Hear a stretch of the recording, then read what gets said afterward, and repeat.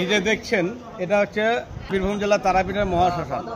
আমরা সকলে জানি ক্ষিতি আপতেজ মরুদ বোম, এই পঞ্চভূতে আমাদের মানব দেহটা সৃষ্টি হয়। তারপরে কি হয়, এর মধ্যে কাম, ক্রোধ, লোভ, মোহ, মদ, মাৎসর্য, এই 6 রিপু বর্তমান। কিন্তু কাম, ক্রোধ, লোভ, মোহ, মদ, মাৎসর্য এই 6 রিপু, 6 কালপক্ষী বা 6 অভিশাপ সব বিলীন হয়ে যায় এই মহাশ্মশানে। একটা কথা আমরা সবাই জানি, একটা সবাই বলি বা শুনি, চিতাতেই সব শেষ। এই চিতাতেই কিন্তু সব শেষ হয়ে যায়। বাহ, খুব সুন্দর বললে। এই যে দেখছেন যারা বাবাজি ওনারা এখানে থাকেন কেন, ওনারা মর্ম জানে যে চিতাতেই সব শেষ। আর এই শ্মশানে যখন আসে তখন কি হয়, মানুষের মনের মধ্যে যে অহংকারটা সেটা কেটে যায়।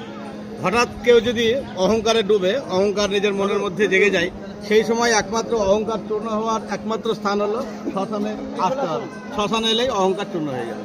বর্তমানে সামনে ইলেকট্রিক চুল্লি করা হয়েছে, গত 4 থেকে 5 বছর হলো।